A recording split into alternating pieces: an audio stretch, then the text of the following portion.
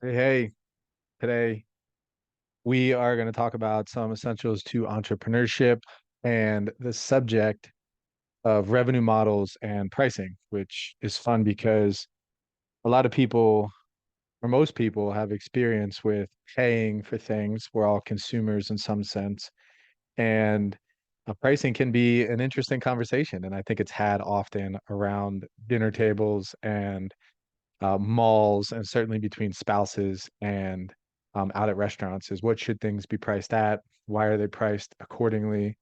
We all have an opinion. We all have a perception of value. So I'm going to share my screen and we'll get into it. So we're going to start off by talking about our revenue model. And it's a great platform or foundation to go into the pricing conversation. And one example that I think is easy to visualize is a bowling alley. And the question is, in a bowling alley, where does the revenue come from in a bowling alley? How does a bowling alley make money? And what are the sources?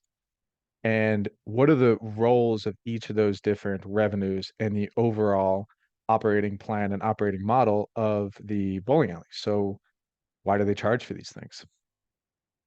So think about it and think about if you're going bowling, what are you paying for? So the three most common sources of revenue or revenue drivers in a bowling alley are the games, the shoe rentals, and the snack bar or the food. Some bowling alleys also have arcades and pool tables and whatnot, but let's keep it simple. Let's talk about the games, the shoe rental, and the snack bar. So now that we have and understand our sources of revenue, the question is, what are the roles of each of those different sources and why is that important? And that just kind of leads into the reality of each one of those different revenue models has its own purpose in the overall operating model and revenue model of the bowling alley. So, for instance, the question is, which one of those makes the most money for the bowling alley? And the answer is not the games, it's not the shoe rental, it's the food. In the food, likely there's a disproportionate amount of money that comes or source of revenue from the food than from the games and from the shoes. The shoes probably make a little bit, probably a marginal return. And in some cases, if potentially not in all cases, considering the footprint of a bowling alley, the games actually lose money. The cost of having to keep the games running, maintain the lanes, have the real estate. The games are a cost loser. And therefore, what would we do if we knew then from a revenue model perspective that the games are losing us money, the shoes are making us a marginal amount of money, but the food is really where the money comes from in our operating model or in our revenue model? What should we do and why? And the answer really is we should try to, and if you can envision yourself the last time you went to a bowling alley, try to have the games or the lanes occupied with leagues or with certain players or with events. So when patrons come in or guests come into the bowling alley, you're forcing them to wait for their lanes. And when they're waiting for their lanes, they're drinking and eating at the snack bar. And you'll see now a lot of bowling alleys are really designed around the food and the drinks and the community element of that kind of togetherness as opposed to the bowling. The bowling is really a side element.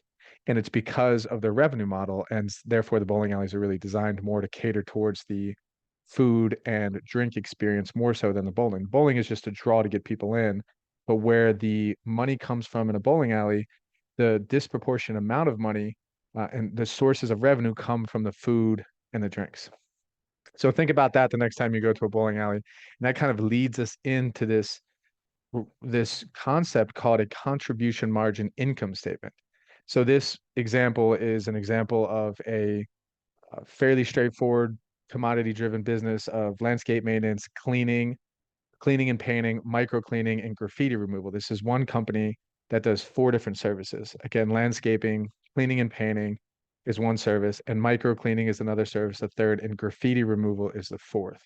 And if you break down each of these different sources of revenue or revenue drivers by taking away the variable costs, so you have the sales, minus the variable costs, which are the direct costs proportionate to the volume of sales that are only there because you're selling that particular revenue driver. And then you have your variable contribution, and then you have your direct fixed costs, which are the costs that are fixed. They don't change, but they're really only there because of the revenue driver. Then you get your profit contribution of each one of those different revenues. So the point is not to complicate the reality of the accounting purposes, but the point is to see how each one of these costs varies depending on the revenue driver and what it means to have these costs vary. So in this particular example, you can see that sales wise, the most sales comes from cleaning and painting, but disproportionately, a large amount of the profit or the return on sales comes from the micro cleaning, which the cleaning and painting is $120,000 in sales, and the micro cleaning is 35,000. But the variable cost and the direct fixed cost from the micro cleaning are significantly lower than the cleaning and painting direct cost and fixed cost. And the profit contribution from cleaning and painting, even though it has $120,000 in sales, is $15,000 versus the micro cleaning has $35,000 in sales, but has more profit contribution than the cleaning and painting. So it doesn't mean they shouldn't do the cleaning and painting. It just means understanding how we utilize these different revenue drivers differently and strategically to formulate the plan for our business or how we execute and serve our customers utilizing these different revenue drivers differently with different proportion amount of cost. And I mean, a relevant example is, we were in the pool cleaning industry and still am for quite some time, and we would clean customers' pools. And we would celebrate in picking up accounts, even though sometimes the accounts were priced a little bit more competitively for the basic cleaning services. But we knew that if we picked up this account for cleaning this particular pool, that we were going to get a good amount, if not a lot, of mechanical repair elements because the account needed new filters, new pumps, new heaters, and likely a renovation within the next 2 years. And so we would make a marginal return on the cleaning services, but we would make much more of a profit contribution on the replacement of motors, heaters, pumps, that kind of stuff, and certainly the renovations, which would justify us picking up those accounts at a little bit of a cheaper price and just offering different services to customers based on that understanding. So moving away from revenue models, revenue drivers, and understanding that as a foundation for pricing, let's get into, or at least talk about pricing. And pricing is so much fun to talk about. And what's so fun about it is it's so creative. It's one of the most flexible tools available to any manager, any leader, any entrepreneur when it comes to executing on business is pricing. Pricing is not just one decision. It's a multitude of different decisions depending on the market segment, depending on the season, depending on the strategy. And it's a lot of fun because of the creative nature of pricing. And pricing is more than just cost. And this is a fundamental error that I see made often with leaders, managers, operators, and certainly entrepreneurs is they believe that their cost is a primary decision in how they're going to price their product. And we'll talk a little bit later about how value is much more important to price something than cost, certainly perceived value. But price is a statement of value. Price is a statement of value. What is price? Price is a number assigned to value. So therefore, price is a statement of value. It's saying this is how much it costs for this amount of value. So it's really important that we think about value when we're talking about pricing. And price is about creativity. It's all about creativity. So one of the incorrect ways that people do pricing, although they're forced into it, and it's certainly understandable, but it's done often, is looking at this cost plus formula, which is extremely limited. It's figure out what is my cost per unit, which is at times arbitrary because our cost per unit really has a variable cost component, but it also has a fixed cost component as well. If I asked you what is your cost per unit and you assign me a number, it's likely going to be your variable cost per unit, but it doesn't include business insurance, it doesn't include administrative salaries, it doesn't include your software usage, it doesn't include the use of facilities or potential lease. And to assign all of those fixed cost to a particular unit, it's an arbitrary process. So they figure out their cost per unit, they add a margin or a markup, and there's your price. So they say, hey, this is how much it costs us. Let's upcharge it 30% and let's charge this to the customer. Very basic, very rudimentary, fundamentally wrong in a sense of not taking into consideration value, not taking into consideration different market segments, and not using price in a creative way that it should be used. So, how are prices used? What's the difference between when people buy products based on something we call value in exchange versus value in use? Let's talk about value in exchange first. And this is something I think everyone can understand. When you think about value in exchange, it's fundamentally based on supply and demand needs, supply and demand metrics. And our society and our economy is based on these fundamental aspects of supply and demand. So, how many sellers are there that are willing to buy or willing to sell, and how many buyers out there that are willing to buy and able to buy? That's the value in exchange. And some examples are if you look at the cost of generators during or after a major hurricane. Certainly, right before a hurricane comes, the generators start flying off the shelves. Therefore, the cost of generators increases. And if you saw a guy in the back of a pickup truck after a hurricane with 4 generators and he's looking to sell them to the people that have needs for them, how much is he charging? And why is he charging that price? Forget about the legality of that or scalping or whatever you want to call it, but or taking advantage of consumers. But the truth is, there are no generators out there to buy. And this man has a truck and he's bringing a generator to your house. You would pay a large amount more for that generator simply because you don't have the availability to buy that is not high. And certainly your willingness, the availability for people to sell it is not high. Low availability, low supply, and your demand for it, your need for it is really high. So you're able and willing to buy this. And that's just value in exchange. Another example would be, I mean, a funny one is, if you look at a best-selling book like From Good to Great, which has changed many businesses and probably created millions and millions of dollars in value for people who've read this book and applied some of the principles, it costs $12.99 for this book. And you look at a high-end gourmet cheese block, it costs the same price.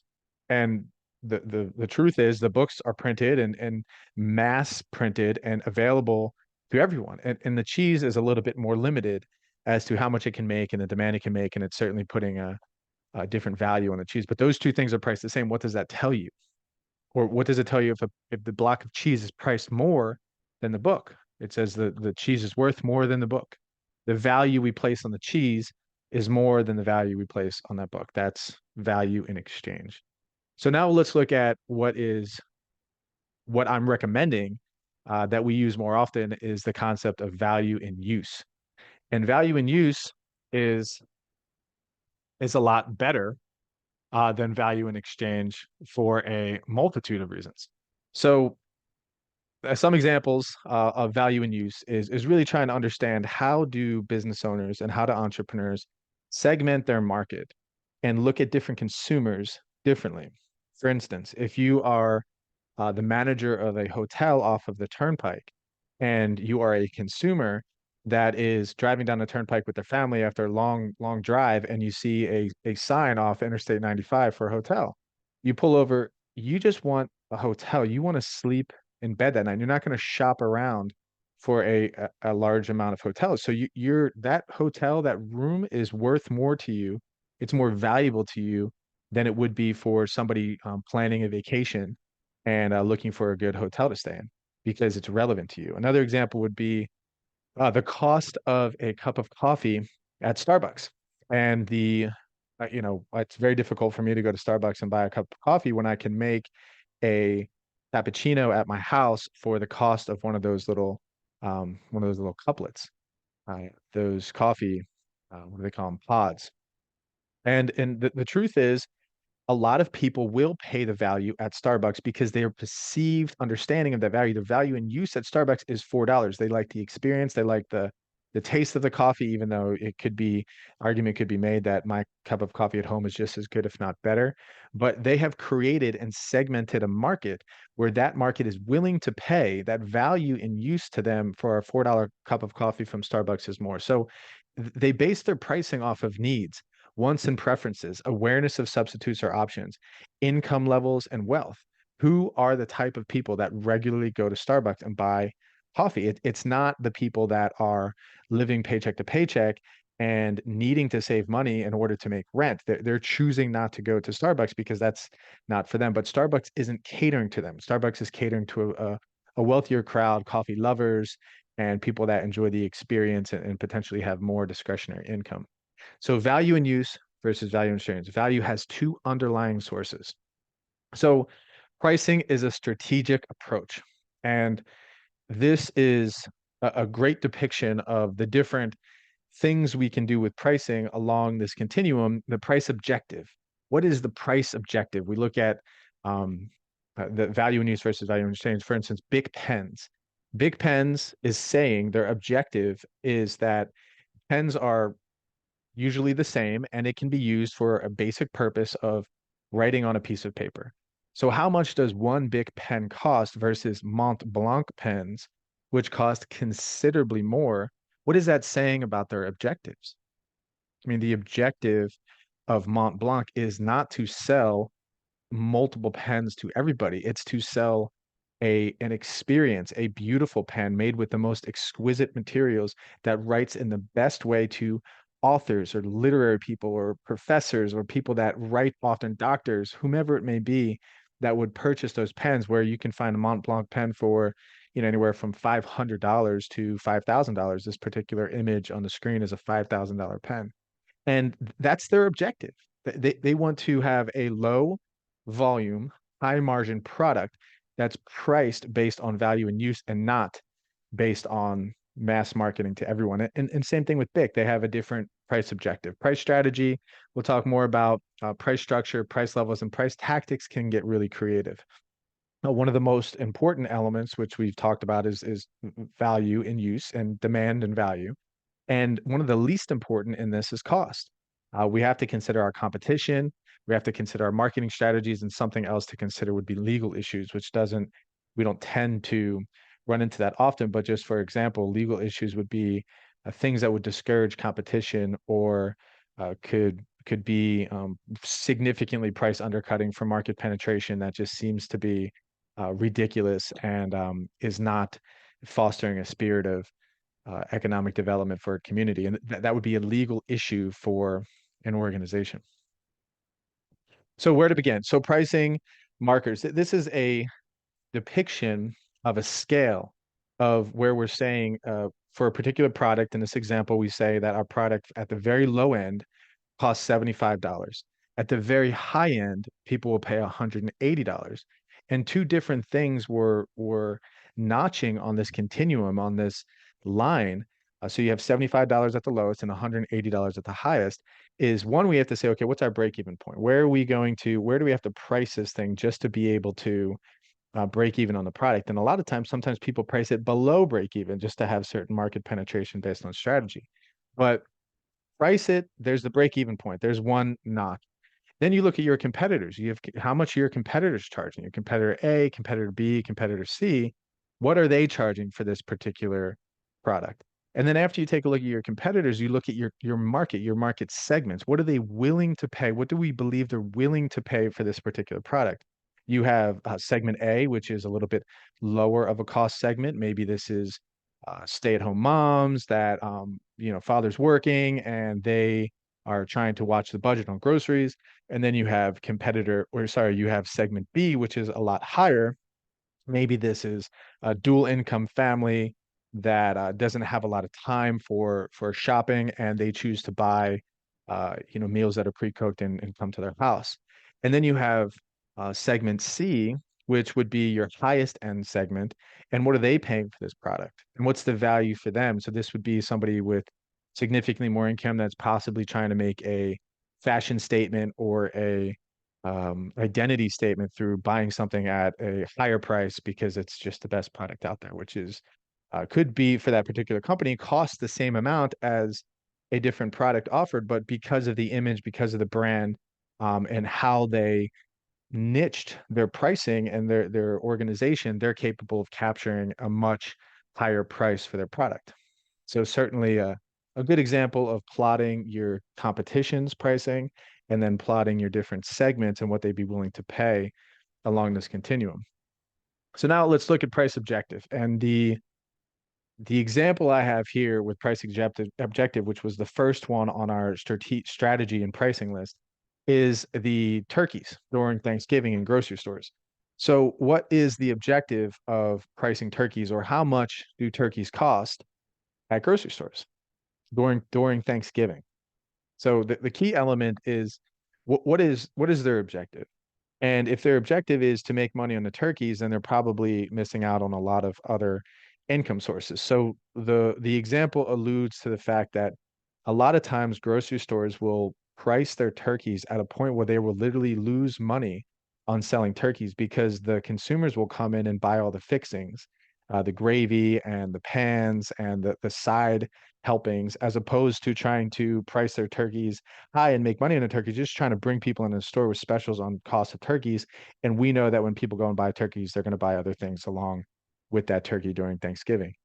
So that is the objective of pricing a turkey in a particular way. So generate a certain level of volume or revenue, achieve a given level of profit or margin, create visibility, cover costs, convey a certain image or quality level, like the Mont Blanc example, be regarded as fair, pricing equivalent with your competition, or going out to a customer and asking, hey, what are you charging? I'll match that price so that we can deliver your service and potentially try to make money on some additional upsells.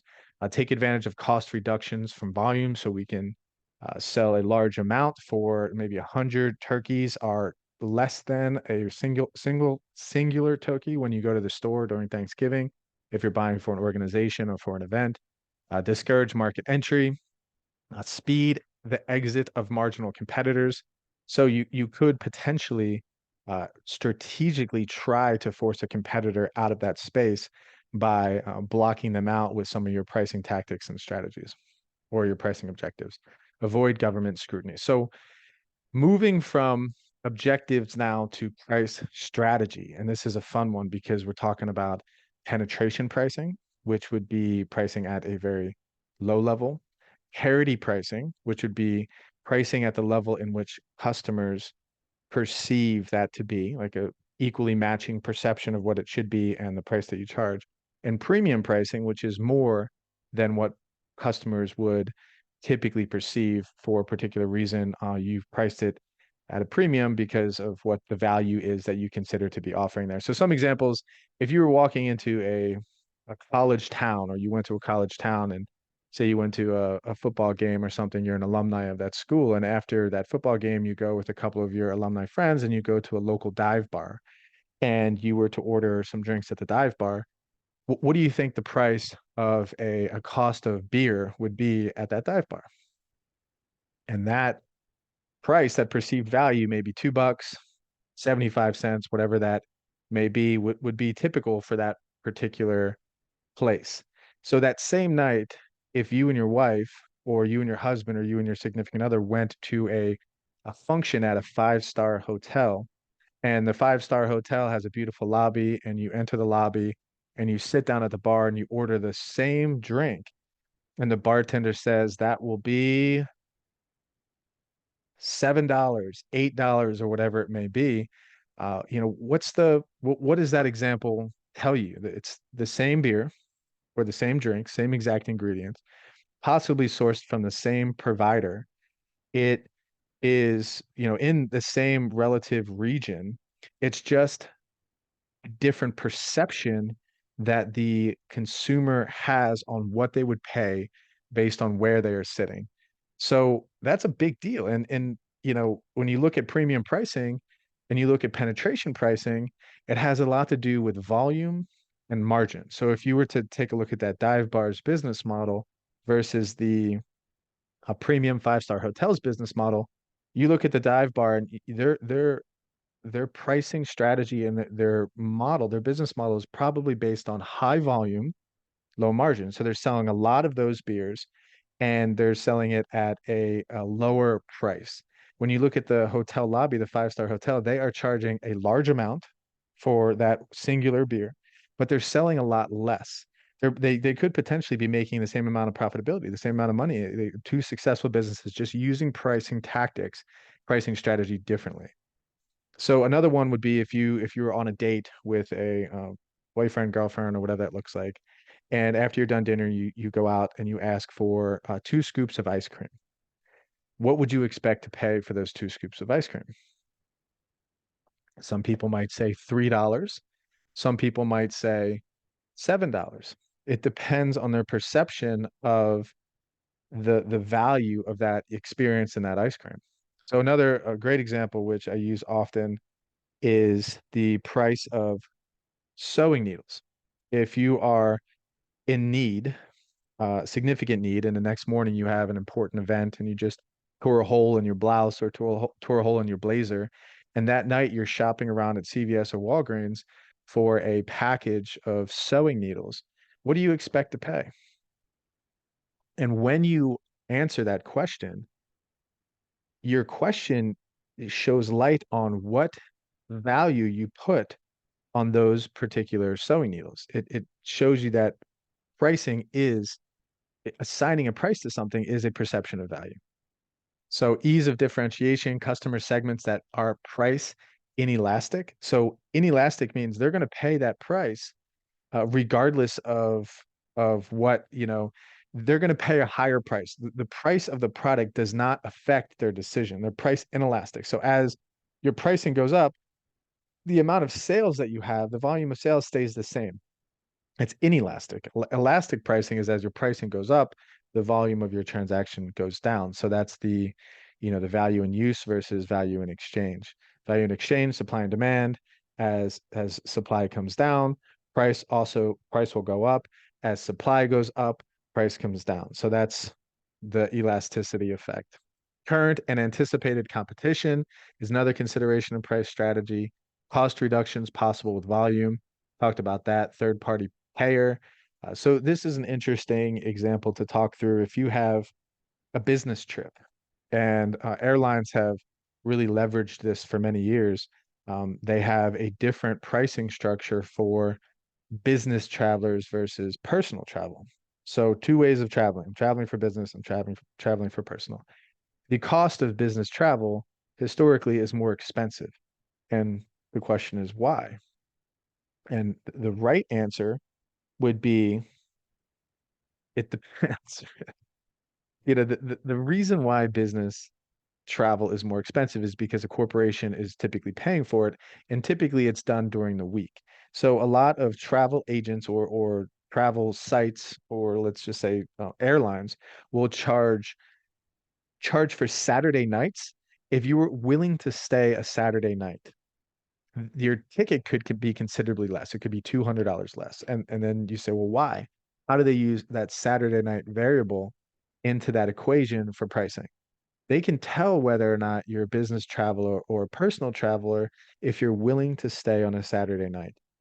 If you're on travel for business and the question on pricing is that I can stay a Saturday night and save my organization $200, or I could come home on Friday night and I can be with my family. You're likely going to choose that your company pays more money. You're going to come home on Friday night and you're going to be with your family.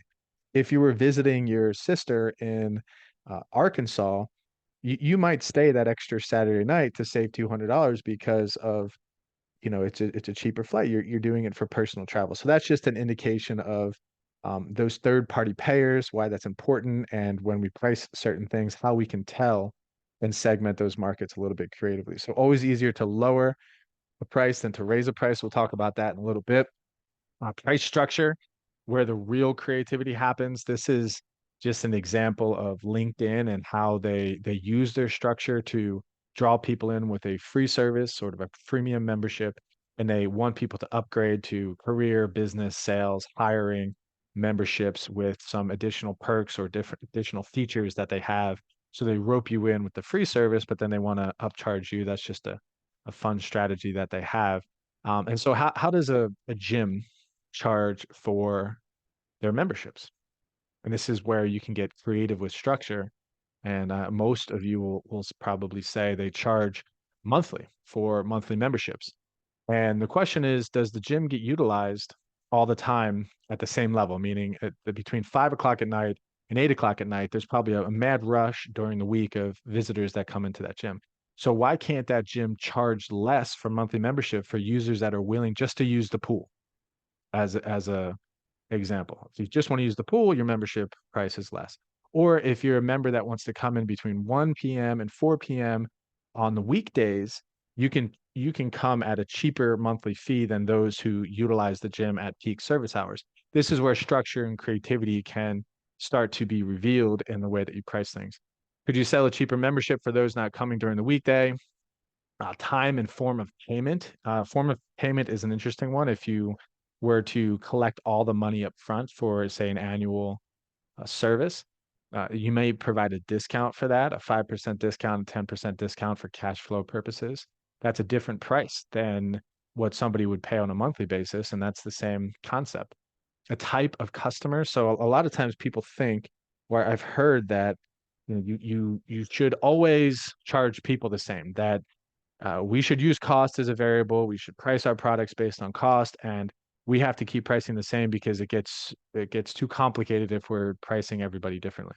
And I fundamentally disagree because I do believe that certain types of customers will pay differently than others. And I think you can be very creative with the way that you charge certain customers one price and you charge other customers another. And I dare you to ask the people on a plane as you're flying from one location to another and just ask the five closest people around you, how much did you pay for this ticket? And you'll likely, I mean, what kind of answers do you think you're going to get? You'll likely get five different answers to that question. And nobody is having fisticuffs or upset or angry at one another for the fact that somebody paid less than the other person. They're content and they all pay different prices for the same service, for the same flight, and it's just fine. So that's my example for charging differently for different types of customers. So that's price structure. Some examples of playing with the price structure: bundling and unbundling products with services. If you have if you purchase a car, you may pay a premium for certain kinds of wheels, a certain kind of stereo system, or whatever that looks like. You're there, you're with a car. It's an easy time to bundle those products together and create a higher sale. Selling same product under different brand names at different prices. That's an interesting concept. If you are, say, a large private equity company and you own multiple different brands within a portfolio, you may be offering car wash services, but your one particular segment of your business is on the West Coast, and the people on the West Coast really love their cars, and they it's the same exact service, but you're, because of the brand of that particular company, you're charging a much higher price than, say, people in the Northeast who don't get their car washed during wintertime. So that's completely permissible. Low base price and sell add-ons at high margin. So I'm trying to think of an example of this. So GoDaddy has a great they have a great service where they offer websites. They will sell you a website for, say, $30 a month, or cheap. It could be even less than that. But everybody who has a website also is interested in what? They're interested in website design services. They're interested in SEO marketing services. They're interested in a multitude of other services that coincides with their website, email services. So that's how GoDaddy is creative with playing with their price structure. Pricing differently at lower or high peak times. For instance, you look at the price of cars rented in Daytona Beach during, say, March versus the price of that same exact car in August or September. You're going to pay $60 to $100 a day during March because of spring break in Daytona Beach, versus in August or September, you're going to pay $20 a day for that car rental.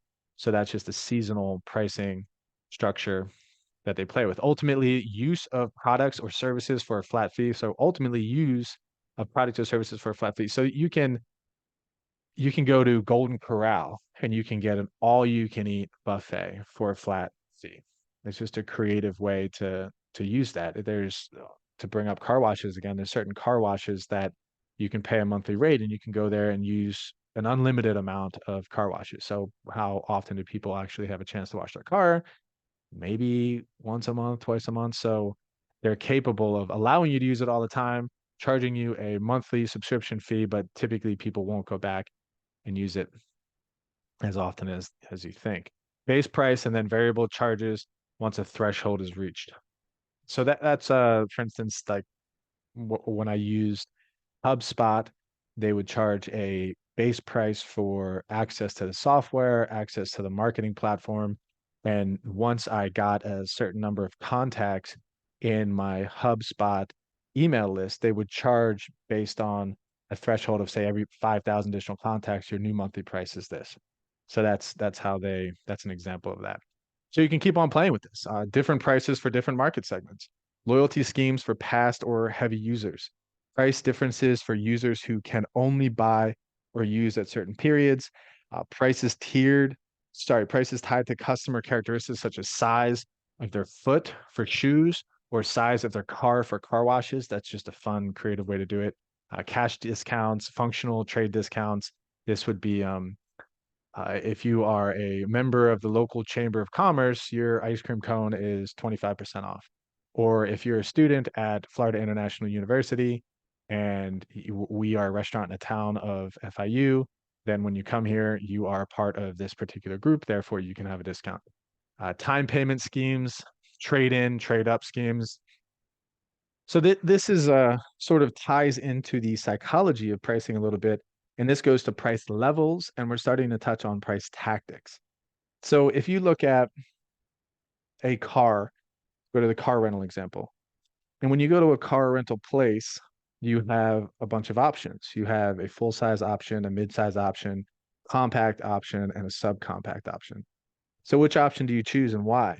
And one of the important things to understand in these different price levels is that look at the lowest price level of subcompact. It's $21 a day. And then you increase $4 to the next level of compact. But then when you go from compact to midsize, the increase is more than $4.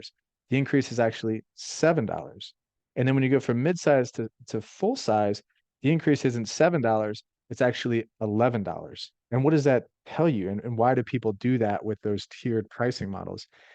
And you could think about it, and maybe you haven't noticed it before, but this is the way it's done simply because of the psychology of pricing. The incremental increase in quality must also show a greater gap in the price increase. So as quality goes up, you also have to increase the pricing amount, that gap from one tier to the next tier more because of an increased amount of quality. So that just kind of shows pricing levels and the psychology of pricing. And then you think about tactics, this can be a lot of fun. And we'll go back to the reality that, or the truth, that it is much easier to come down on pricing than it is to increase pricing. And one of the tactics that people use are rebates, coupons, 2-for-1 deals, specials, etc. And we'll get into some more examples of those tactics in just a little bit. So, you know, it's just to stay with tactics for a second. If you think about if you think about an organization, say, let's just look at Starbucks as an example again. If Starbucks cup of coffee is $4 for a cup of coffee, they could, if they drop their price from $4 to 350, then now all the time they're charging 350 for a multitude of, and they're losing out on a lot of future revenue. But if they keep their cup of coffee at $4 and they literally give away $75 gift cards for people who come to their store often to buy more coffee, and Vitamin Shop is really good at this too. Vitamin Shop has very high prices, but they're often using discounts, promotions, and there's certainly every time I go there, I have this gold member status at Vitamin Club, which my wife laughs at me. But what they're doing is they are enticing me to come in, purchase $300 of supplements, which really isn't much. It's a case of Celsius, some protein powder, and some gummy vitamins. And they are with that order, which is like a $150 order, they're giving me a $20 discount. And they didn't decrease their prices. They just simply are offering rebates, they're offering loyalty programs so that I keep coming back because I have this perception of I'm saving money. But in reality, they're pricing so high that these discounts are just simply marginal and they're just ways to think that the price is less than it actually is. So that's why using rebates in certain months, temporary promotional coupons, a Starbucks example with keeping coffee at $4 and just giving away loyal customers $75 a month and just coupons or whatever that looks like. So that's rebates and tactics and promotions, and that's why those are so very important. And they entice customers to purchase for the first 3 months. Here's what your price is going to be, and then after that, it literally doubles. But what they get you to hook you in is this particular discount for the first 3 months. And when you sign up at that discount, the perception is, oh, I'm going to pay this price. But the reality is, over time, as you keep paying for that membership, they now have you at the higher price. That's not them lowering their prices. That's them getting creative with some of the tactics they're using to use their price as a creative variable for strategy. So some other guidelines: you do not want to compete solely on price. This is a mistake. It should never be done. It's a lose-lose battle. It's a never-ending battle. If you lower your price, somebody else can just lower theirs. You want to compete and you want to price based on value. It is always harder to raise prices than to lower them. Talked about that. Find ways to lower the price without lowering the price. We talked about those tactics and rebates and promotional items. Not all customers need to pay the same for the same thing. And we talked about that as well with the examples of the airlines and getting on a plane and asking the five people around you, how much did you pay for this ticket? You're likely going to get five different answers. And we talked about that as well with personal travel versus business travel. And who cares? If my company's paying for it, why am I going to stay a Saturday night? I'm coming back on Friday, even though it's $200 more for a ticket, because I want to be with my family and my company's paying for it. Price is a signal, but value is what people buy. Error on the high side. Thank you so much. That is the conversation about revenue drivers, a revenue model for organizations, and then segueing into pricing and pricing strategies and tactics, and why these things are important, not only for managers and leaders, but certainly for entrepreneurs as well. Thank you so much. God bless.